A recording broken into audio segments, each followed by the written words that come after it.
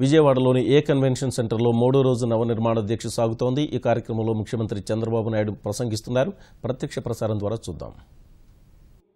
వాళ్ళు చేసిన పని చేశారు, మనం దెబ్బతిన్నాం, మనం చేయగలిగింది మళ్ళీ వీళ్ళు అసూయపడేటిగా ఒరే మనం దెబ్బతీస్తాం, తిరిగి కోలుకోవడమే కాదు బ్రహ్మాండంగా పైకొచ్చారని అనునిత్యం అసూయతో కుమిలి బాధపడే విధంగా చేయాలని చేస్తామని గట్టిగా మీ ఆమోదాన్ని హర్షాన్ని తెలియజేస్తగా మరొకసారి కోరుకుంటూ అందరికీ నమస్కారాలు. జై హింద్, జై జన్మభూమి, జై.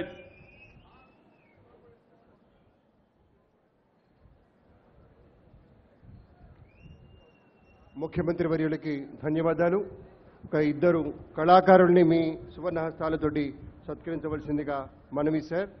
కూచిపూడి నాట్య కళాకారిణి సౌమ్య, అలాగే అంబిక, ఇరువురు కూడాను సుప్రసిద్ధ నాట్య కళాకారిణులు, మన రాష్ట్రానికి మన్నె తెస్తున్నటువంటి కళాకారులు. ముఖ్యమంత్రి గారు వారిని సత్కరిస్తారు. సౌమ్య ఇవాళ అష్టలక్ష్మి వైభవాన్ని ప్రదర్శించింది. భాగవతుల వెంకటరామ శర్మ గారి కుమార్తె, శిష్యురాలు, సుప్రసిద్ధ నర్తకీమణి, సంప్రదాయబద్ధమైన కూచిపూడి నాట్యానికి వన్నె తెస్తున్నటువంటి కళాకారిణి. అలాగే అంబిక ఆంధ్రప్రదేశ్ సాంస్కృతిక రాయబారిగా ముఖ్యమంత్రి గారి నుంచి ప్రత్యేకమైనటువంటి గౌరవాన్ని పొందిన యువ కళాకారిణి అంబికకు ముఖ్యమంత్రి గారు సత్కరిస్తున్నారు. మీరు కూడా ఘనంగా మీ కరతాళధ్వనులతోటి ఈ కళాకారుల్ని సన్మానించవలసి కోరుతున్నాం. ఈ సందర్భంలో మీ శుభాకాంక్షలు, ధన్యవాదాలు సార్. ఒక్క నిమిషం నేషనల్ యాంథమ్ ఉంది. మీ అందరికీ ఇవాల్టి కార్యక్రమం విజయవంతం చేసినటువంటి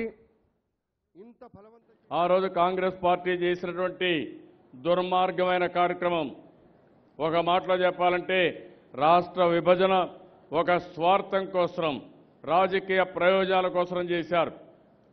ఆ రోజు మనం ఇంకొకసారి ఆలోచించుకోవాల్సిన అవసరం ఉంది. అలాంటి నాయకులు ఇప్పుడు వచ్చి మళ్ళీ మన మీద ఎక్కడ చూసినా ఒక ప్రేమ వలకబోస్తున్నారు. నేను ఒకటే అడుగుతున్నా, ఆ రోజు అధికారం కోసం, రాజకీయ లబ్ధి కోసం మా పుట్టగొట్టారు. ఈరోజు మళ్ళీ వచ్చి నయం అంచనా చేస్తున్నారు మీరు. ఆ రోజు అధికారంలో ఉండి మమ్మల్ని దెబ్బతీశారు.